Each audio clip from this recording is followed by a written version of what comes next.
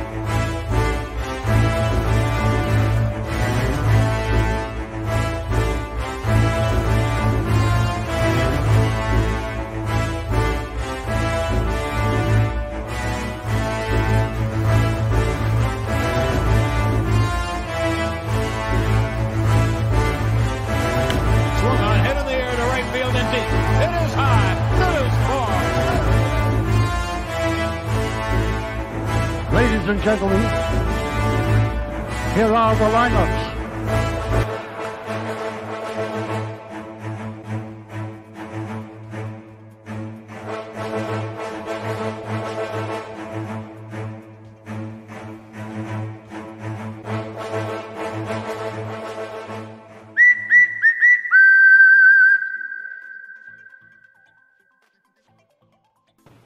Good afternoon, everyone. Welcome to the Bronx Bombers Strikes Back podcast. Here I am, BX JEDI Kev, a huge Yankee fan myself.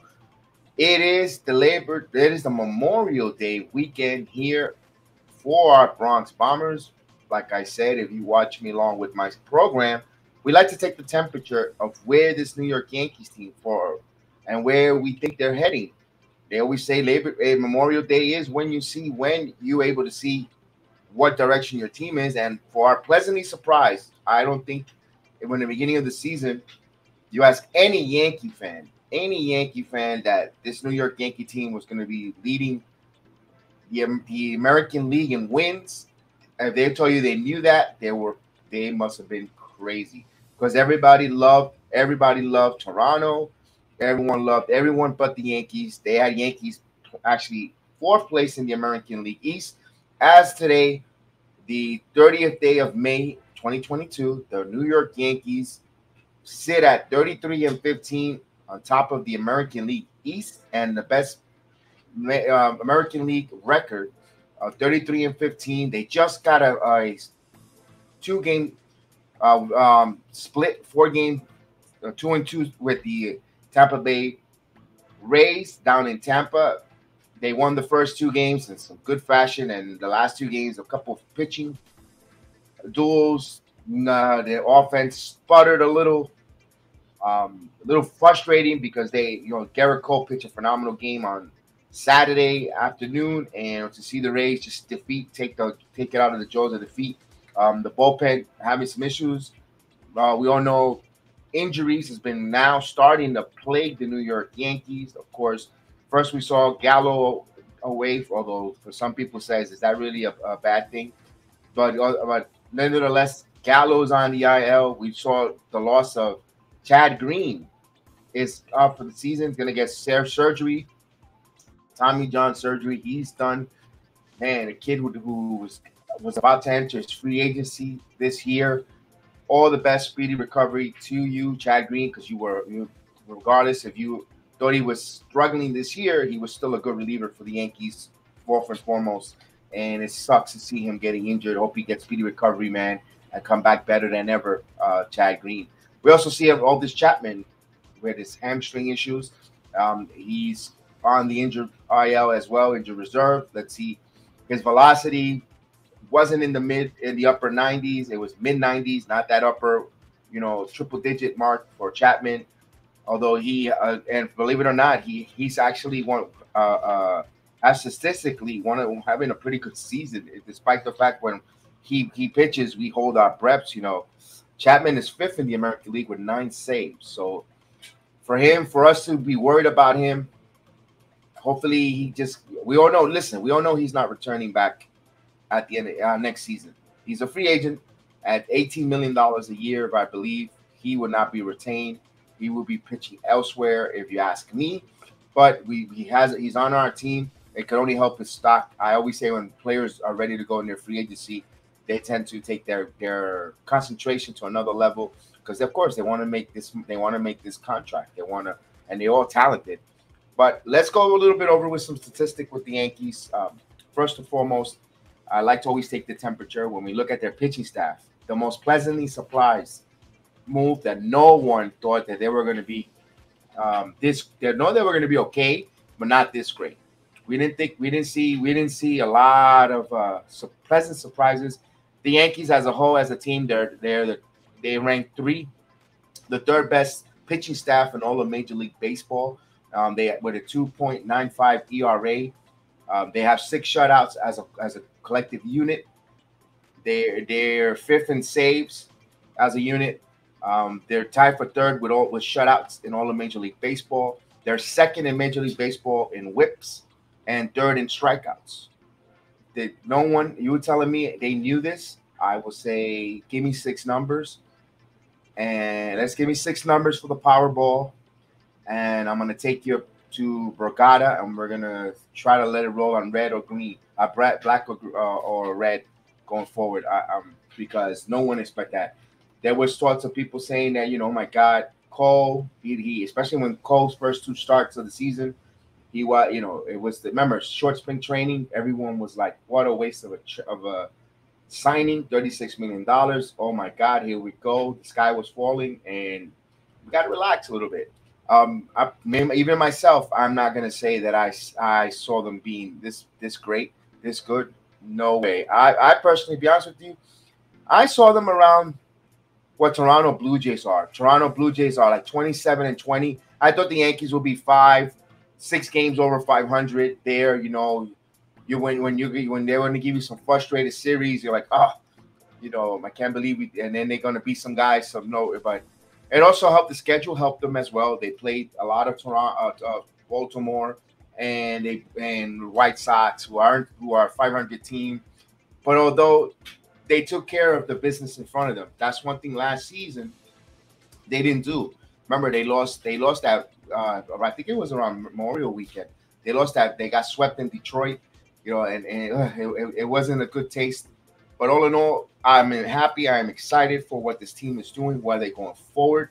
And right now, Memorial Day weekend, as we conclude, today is the last day. So happy Memorial Day to all the veterans and all the servicemen and women. Thank you for the freedoms you give us. And again, Memorial Day, this is where we take the temperature. The Yankees, hitting-wise, now let's talk about their offense. Hitting-wise, they're 14th in the majors in hits. They're 7th in runs scored. They're their second best team in home runs. Of course, we expect that from the Yankees. They were going to be an all-or-nothing team. But I'm actually – and also they're 7th in Major League in walks. But despite them being the second best team in the Major League in home runs, they have a different approach at the plate. If you watch their games night in, night out, they have so much of a different approach there, especially the addition. Although he's not having a good right now, he's a little bit of a slump. Anthony Rizzo's effect in that lineup is carried over to other players. Kind of Falefa insertion into the lineup as well, who takes pitches, who makes contact. That is a pleasant addition to the Yankees. We also see Trevino also being a gritty player. We know he's a light hitting catcher, and I know the Yankees could use an upgrade there, but also it all starts with the engine that could. And the engine and the locomotive of the team is Aaron Judge. We all know the whole issue of Judge with the contract. He is playing right now MVP type of play. He is literally carrying this team offensively on his back.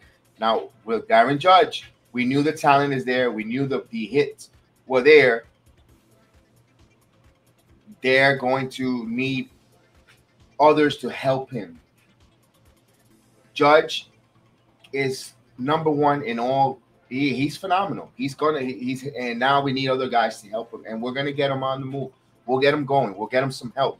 I think Rizzo is back there. You also saw Giancarlo Stanton. Now he's on the IL where we thought it was a hamstring. It turned out to be a sore ankle. He's gonna take the test. The rest, the one thing that concerns you about Giancarlo Stanton, when he's injured, he takes awfully a long time to recuperate and recover. So that's weird with that one. So that's the only issue with Giancarlo Stanton. But hopefully he recovers. He gets back better than ever, stronger and play out there. Now the only thing that worries me now, that I love the fact that they were using him in the outfield. Now, if he's still gonna have that lingering type of injury, I hope they don't get scared and we're only gonna need him as a designated hitter. It hampers the lineup. I kind of like the way that the Yankees were rotating the designated hitter and the emergence of all the players standing there sometimes in right field. You move over Judge to center and so forth, and you Donaldson has also been out. You know, now he has a little. First he was COVID, and now he had an injury. Now he's probably going to get suspension with Tim Anderson. That subject is such a long subject, and this. Yes, I understand where Tim Anderson did not like being called Jackie. I understand that because yes, there could be a race issue to that. And maybe not, you know, maybe the way he meant it and came out. Also, I also see the fact that when someone jokes or calls you like, "Hey, Sherlock," look, you say, I am the most smartest detective in the world, and say, "Yeah, smart, yeah, good job, Sherlock." You know, that kind of sarcasm. But I think neither one should be, you know, if we're a little. I think Tim Anderson was a little bit insensitive. And I'm going to be honest with you, Donaldson, I think, is a little bit of a douche. You know, yes, he's on my team. I love that he brings that edge, but I think he could be a little bit of a douche. And I think that's what rubbed people the wrong way. That's why reputation seems to precede yourself. You got to be careful how you conduct yourself.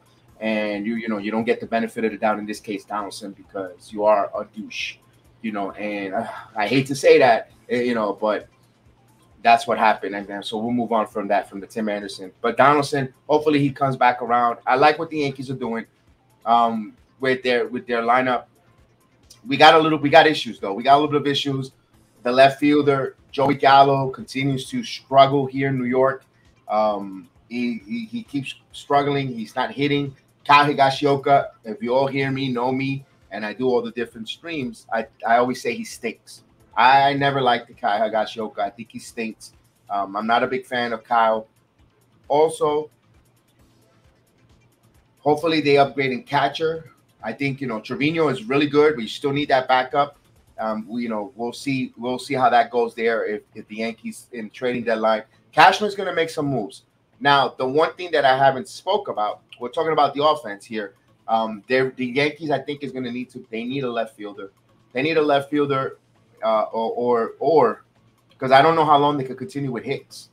Aaron Hicks, I know Hicks is a center fielder. They can move Judge to center, although you want to keep Judge as much away from center. They really need a center fielder. The Yankees center fielder, if they feel like they don't want to move away from Aaron Hicks and they want to keep Aaron Hicks and there's still value or service value for him to play defensively, although lately we saw a couple of games ago on a pop-up in the Baltimore game that he came in and he didn't play. He's not playing. Aaron Hicks isn't playing a smart baseball all around. He gets picked off, not taking the right lead. Also, playing center field a little lackluster. It's spearing into his baseball IQ, whatever situation is going on with Aaron Hicks, or he just might have lost a step. But I want to say why we need a left fielder. If you want to keep Aaron Hicks, he's still 3 years at $7 or $8 or $10 million. I'm not sure what the contract is. You want to get yourself a left fielder. You want to get yourself a good left fielder who could help carry and cover some of those warts. Benintendi will fit the Yankee Stadium. If not, you're not going to get a center fielder. Also, the catcher. You got Murphy from Oakland. We'll see what other catches available. Of course, Wilson Contreras is the big darling from the Cubs. We'll see what Cashman do. We'll keep an eye on that as well. That's something that the rumors that as right now tomorrow we'll start June. We'll be in June any day now. A couple days we'll be in June 1st, close to almost 60 days to the trading deadline. Let's see what happens. Let's see, the Yankees start testing the water. Now the schedule gets a little bit tough. You got Anaheim coming in here. Syndergaard will come in Yankee Stadium. We'll see how that goes with that series. And for the Yankees offensively, that's where they need to continue. They need that left fielder who can hit. They health-wise, they need to continue to stay healthy. Rizzo needs to get back on track. There's some games that they're juggernauts. They can score a lot of runs. They get good. Of course, they got good pitching, and some games they can hit. But I love the fact that they're trying to manufacture runs as well. You saw the game in Saturday night, actually, with Rizzo with a fly ball. They manufactured a run. They got a 1-run in. They had a 1-0 lead. But, of course, they need to constantly continue to manufacture runs. Every opportunity they need to do that. And of course, Judge, what you could say, he's having an MVP type of year.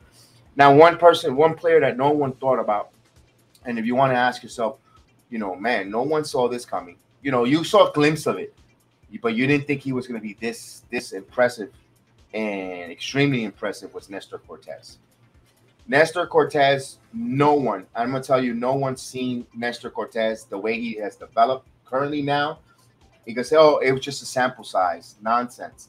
He's done it now for a full year now. Since last season, Nestor Cortez has been one of baseball's top pitcher under the radar, which is good, although not no more now. I think he's being noticed now, taking notice. Nestor Cortez is second in American League in ERA. He is having a phenomenal season here. He is 8th in strikeouts with 61 in the American League. He is second in whip and with a 0.85. And Garrett Cole also on that list. He's 12th in whip. He's a 1.14. The Yankee pitching staff is up to par. Jameson Taillon pitching very well, extremely well. He looks healthy. He looks comfortable. Also, one thing that we don't put note, as much as I'm going to put me, do not like Kyle Higashioka, say he stinks, he's not hitting, and so forth. But he's helping with Trevino move along this pitching staff to be a very, very strong, formative pitching staff. Top of the notch pitching staff in Major League Baseball. When you get the Yankees are guarding injuries deep in their starting pitching staff. And now you're starting to see them go deeper and more into the games now. In the first part, we were a little frustrated. Oh, Boone is going to burn the bullpen. And he might have. He might have burned a little bit of the bullpen. And now we're starting to see the starters go a little deeper. We saw Cole, now getting into the 8th inning. Cortez now getting a little longer into the Severino, pitching a little longer, getting into over the 100 pitch count. Jameson Taillon looks healthy. He looks strong. He looks like, wow, we finally got, and we don't need him to be a number 1 starter, but Taillon is being a good, serviceable number 3 starter that you could get in there. He's going to give you innings. He's going to compete. And Jordan Montgomery, too bad they don't score runs for Jordan Montgomery, but this guy, he pitches, and he's there. He's our young farm player that we developed in our staff. Yes, he might be a number 5 starter, but you know what? He's competing. He keeps the run. He keeps it under subpar 3 ERA. He gives you innings. He's doing what you need the Yankees to do. Now the bats will come alive. I really like what the Yankees doing with all 5 starters. Now the bullpen. We see now the emergence of Clay Holmes becoming now kind of the closer until Chapman returns, and then maybe you might want to put Holmes as your closer. But although Chapman's role really is a closer, I can't see him coming in the 8th and be successful, or in the 7th. But hey, we'll see if he buys into that role. Also, we see now Michael King come back to earth a little bit. We were like, whoa, this kid is phenomenal. He was impressive. He was very whoa. I don't know. And now he has come back down to earth a little bit. And we'll see that and go, okay, he needs some time off. Maybe, everyone goes ups and downs to the Rocky situation. Dead arm. Remember, he's learning how, he's pitching maybe a little dead arm period. He'll get, built back up here. I think Michael King will be okay. Would it be as dominant as the beginning? I don't know. That's a big up and down. That's a big mystery. But all in all, I like the way the Yankee pitching staff is going along. I love the bullpen. That although Montiano had a tough outing last night against the Rays, I think he's going to be okay. Clark Schmidt, develop. You got young kids in your farm. Use them. Bring them up here. Showcase. Next man up. No Chad Green, no Chapman right now. Domingo Germán should be coming back soon. You could bring him in the storm relief, although I think that's his role that he's very good at. Give me 2 innings, give me 1 inning. Miguel Castro has been really good for the Yankees, coming over for the Mets. We know that he has his issues. He has some control issues at times. He could be a little wild, erratic, can't find the strike zone. But you got to, when you have him out there, he's not one of your circle of trust relievers, but he's serviceable. And when he's on, he's on. So you got to watch him with a fine tooth, and as soon as you see some signs of trouble, try to go out there and yank him. Wally Peralta is the same. Wally Peralta could give you some really good innings, some good outings, and then all of a sudden he could just be Lucas Licky, another one. But they got to get him out there and pitch them and put them out there. If you got them on the team, you got to use them. And I think the Yankees will be okay with that. They have depth in that bullpen. Of course, the high leverage reliever, you lose Green, who's your high leverage reliever, but I think they'll be okay. I think look for them to add another arm in the bullpen at trading deadline. In my opinion, I think Cashman knows that as priority. Another arm in the bullpen, only if you're able to get yourself a starter, a top-notch starter from Oakland. Of course, everybody wants Frankie Montas, or if you're Luis Castillo. If there's availability for a high-end starter in one of these teams that waving the white flag and you're able to get it, who could take you. I don't want another number 3 or number 4. I mean, you got to try. If you're going to go for it, you're going to go for a number one or a solid number 2 starter. You go get it, but not another number 3 or number 4. No. You're good with what you got. You don't want to upset your apple cart, but if you want to get yourself a reliever as well, bring him in here, a high-level reliever to see. And Cashman has done it in the past. I believe he'll do it. I just wanted to go over quickly some American League numbers. Judge, of course, leading the league in home runs, having a phenomenal season. 18 home runs for Aaron Judge. He's also 7th in hits. He has 58 hits. And Stanton and Rizzo both with 11 in home runs themselves, so they're tied for 5th in home runs. You got Aaron Judge is 2nd with RBIs with 37. Stanton is 3rd with 35 RBIs. And he's been on the IL maybe for almost 6 games now, and he's 35 RBIs. Rizzo also with 23 walks. That's 11th in the American League. That's good eye coronation. Gallo, though, 6 in strikeouts, 52. But Judge is right behind him at 8. But the reason Judge gets masked because he's 9th in batting average with a 309 batting average, and leading the league in home runs, RBI. So the Judge is doing a little bit of everything, and that's why his numbers aren't magnifying with all the strikeouts. Gallo has to get going.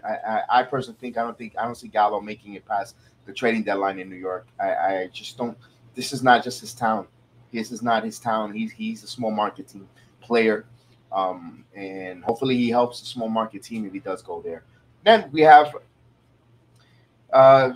in stolen bases. This is a number. This is something that actually in slugging percentage. In slugging percentage, Isaiah Kiner-Falefa is 11. Now everyone criticized and wanted Isaiah Kiner-Falefa when the Yankees brought him in here. Everybody wanted Correa, Seager. They wanted the darling shortstops. And if you look at the numbers, Kiner-Falefa's numbers are really good compared to look at Texas. Seager and Simeon are struggling. They're not doing. Correa is now starting to hit. He struggled, although Minnesota is in first place in their division. And I'm okay with this, especially if they're grooming for the next year or two with Volpe or Suarez Peraza. He's a good shortstop in the moment to stopgap, and you're gonna like what they're doing with Kiner-Falefa. I think we'll be okay there. I think if the Yankees were thinking about a shortstop, they would have brought in someone off. We saw Matt Carpenter. He's not a shortstop, but they brought him in here. You also got Marwin Gonzalez. I think, you know, they're adding depth pieces here. I like the fact that they're adding depth pieces. Miguel Andujar's getting an opportunity in the left field. Personally, I would like to see Miguel Andujar continue, because when I watched him, he's always getting some hits. He's always 1 for 4, 2 for 4, you know, he's always getting. Miguel Andujar, the offensive talent has never been an issue. It's just he has no position.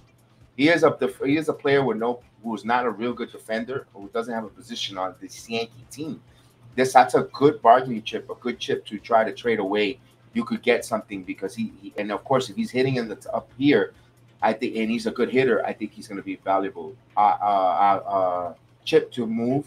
He just doesn't fit the team. As much as I'm a big fan of Andujar, I would not like him to leave, but I think he's the one that has to go for what the Yankees need. Now, also, one player that has been playing well and really emerging, Gleyber Torres. Gleyber Torres quietly is putting together a really strong season, a resurgent season here. Personally, I hope he makes the All-Star team. I hope he does. I hope he continues to hit and continue to be strong and continue to grow. He looks comfortable at second base and is showing with his offensive skill set. Very impactful. Boy, anyone with the game on the line, you want to see Gleyber Torres out there hitting. So we'll see with that. I am excited for what Gleyber Torres is doing, the bounce back situation here for Gleyber Torres. DJ LeMahieu had a little bit of issue with a bicep, but now he's returned. Hopefully he's healthy again, because when he's healthy, he can produce. Although he had a bit of a slump, but he'll get, you know, that's baseball, Susan. You go up to him and downs with the slump. All in all, I think Aaron Boone has not been a bad manager this season. As much as we criticize and knock him, I think he's showing that he could be a manager in here, with a lot of hit and run, running a lot of action on the base pads. The Yankees are emphasizing the stealing bases. It's more fun. The baseball the Yankees are playing a little bit more fun, although, you know, last 2 games against the Rays, they kind of reverted back a little bit to the old self, but they're fun. They're a fun bunch of team to watch. You get excited when Nestor Cortez pitches on the mound, because you know that you wonder how long can he go. You know, it's a possibility you might see a no-hitter out there. Seriously, he has no hits though. Very, very impressive. Cole now, and what that does, if you got Nestor Cortez challenging everyone on the staff, it makes everyone lift their pitching level to another level, take it to another degree, and you're starting to see that with Cole. It pushes Cole. Oh, well, you know, this guy let's face it, Cortez is making peanuts. If I'm the Yankees, I'm trying to extend him now, get a nice contract, pay him nice, you know, it's not going to cost you too much. You throw a contract extension to him and you sign him, lock him up, you know, and give that man a raise. Well deserved for Nestor Cortez. Personally, look out. I'm making a prediction. I think Nestor Cortez will start the American League All-Star game. I think he's that good. I think he will be the All-Star game starter. He will make the All-Star team this year, and he will be the starter, in my opinion. I think next outing, he's going to have another phenomenal outing. He shut down the Rays, and I think if I'm not mistaken, I think he's scheduled against Anaheim at the back end of that series, you know, to close it out. So he shuts them down. You got to, you know, ladies and gentlemen, we have Nestor Cortez has arrived. So with that said, the temperature of the team, I love the direction. No one thought they were going to be the best team in American League with 33 wins. It'll be funny because it could be before May 5th, let's put it this way, before Father's Day, June 16th, around that area, the Yankees could have 40 to 45 wins.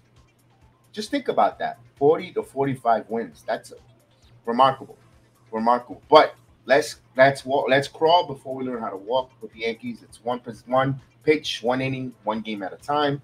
We win those small battles. You know, we have some take advantage of Yankee Stadium, our home games, you know, especially against the West Coast teams, because we know we got to go on a West Coast trip soon. All in all, I like our direction. If they do not win the division, they will be in prime for one of the wild cards.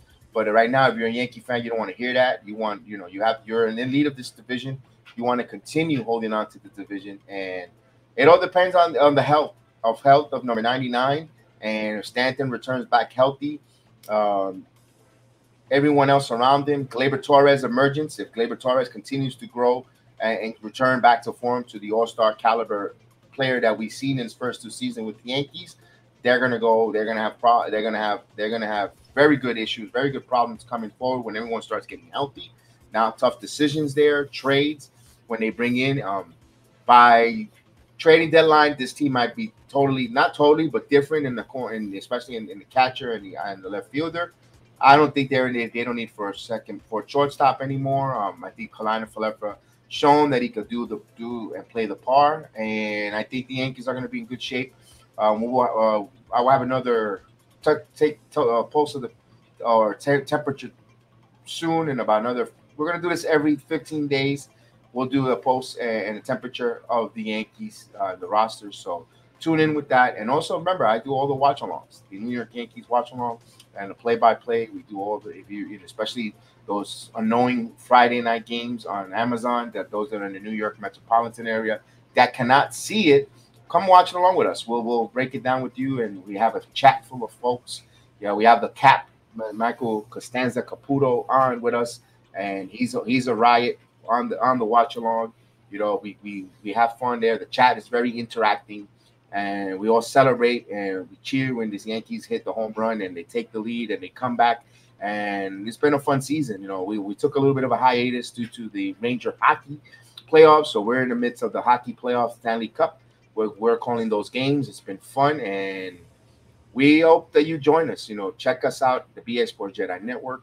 Thank you for all the ones listening to us in the audio platform. If it's not Spotify, Anchor FM, it's Amazon Music, Google, Apple, Spreaker, Reason, you name it. Anything that's a podcast, we do it. So we thank you guys for listening to us on the audio platform and in the video. So thank you guys. Hit those likes. Please share. Let everyone know you're a Yankee fan. Hey, there's a bunch of guys who love this team, and they're just having fun. And come along and be part of. Let's have fun. Let's see these guys have fun. Let's join the fun. Let's join the party. So we thank you guys.